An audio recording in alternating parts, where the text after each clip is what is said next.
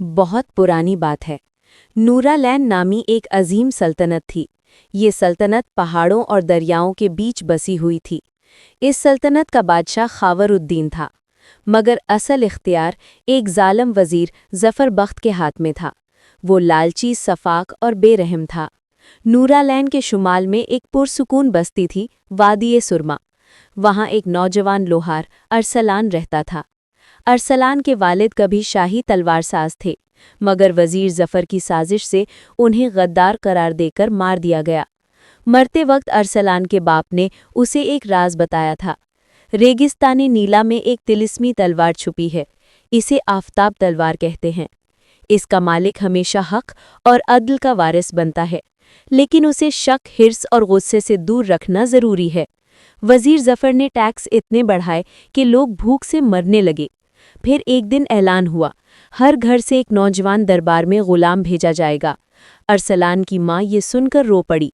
बस्ती के लिए ये सबसे बड़ा खतरा था। अरसलान ने फैसला किया कि अब वक्त आ गया है। आफताब तलवार को तलाश करना ही वाहिद रास्ता है। अरसलान ने रात के अंधेरे में बस्ती छोड़ दी। 3 दिन और 3 रातें वो रेगिस्तानी नीला में भटकता रहा। रेत के तूफान, प्यास, भूख सब उसके अज़्म को आजमा रहे थे। आखिरकार उसे एक कदीम गुंबद नजर आया।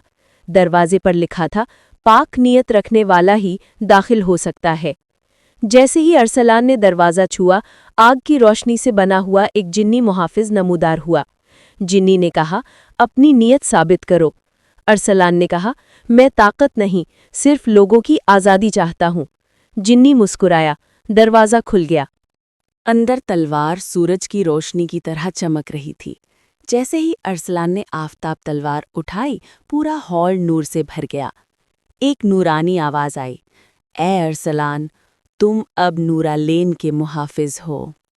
तलवार की ताकत से अरसलान ने अपनी बस्ती के तमाम नौजवानों को गुलाम बनने से बचा लिया। उसकी शोहरत पूरी मुल्क में फैल गई। बादशाह खावरुद्दीन ने उसे दरबार में बुलाया। वहाँ अरसलान की मुलाकात शहजादी नायला से हुई। नायला नेक दिल थी, लेकिन तजस्सुस उसकी कमजोरी था। अरसलान की बहादुरी देखकर बादशाह ने ऐलान किया, अरसलान नायला से शादी करेगा। अरसलान ने हाँ तो कर दी, मगर अपने वालिद की वसीयत याद रखी, आफताब तलवार का राज किसी से जाहिर नहीं करना। शादी के बाद नायला का तजस्सुस बढ़ गया। वो बार बार अरसलान की तलवार देखती और शक में पड़ जाती। एक रात उसने अपनी लालची सहेली खिमारा को बुलाया। उसने कहा, अरसलान की तलवार किसी भी तरह मेरे पास ले आओ। खिमारा ने चोरी चुपके तलवार चुरा ली। अरसलान की दुनिया बदल गई। जैसे ही तलवार अरसलान के हाथ से निकली, उसकी ताकत खत्म हो गई। उसका जादू टूट गया। वो फिर एक गरीब लोहार बन गया। नायला ने तंजिया हंसी के साथ कहा, ये थी तुम्हारी बहादुरी। अगली सुबह उसे गद्दारी के इल्जाम में कैद कर दिया गया। नायला ने तलवार की ताकत से अपने ही वालिद को कैद कर दिया। फिर उसने हवा में तैरता हुआ शीश महल बनाया। वो खुद को नूरालैन की मलिका समझने लगी। जेल में अरसलान की मुलाकात एक बूढ़े आलिम से हुई। बूढ़े ने बताया, हवा में तैरते महल तक पहुंचने का वाहिद रास्ता चांदी का अकादी तीर है। ये तीर वजीर जफर के खजाने में था।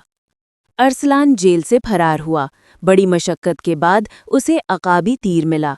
वो पहाड़ की चोटी पर चढ़ा, कमान में तीर रखा और पूरी ताकत से महल की तरफ छोड़ दिया। तीर बादलों में गायब हुआ। फिर हवा में तैरता शीश महल लड़खड़ाने लगा और जमीन की तरफ गिरने लगा। अरसलान तेजी से महल में दाखिल हुआ। नायला के हाथ से तलवार छीनकर अपने पास बांध ली। ताकत फौरन वापस आ गई। तलवार के जिन्नी ने पूछा, ए आका, आपका हुक्म क्या है?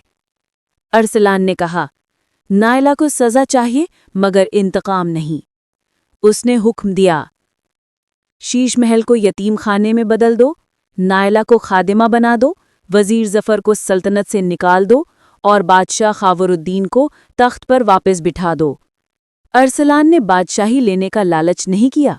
वो सिर्फ मुहाफिज बना और आफताब तलवार को हमेशा नेकी और अदल के लिए इस्तेमाल करता रहा।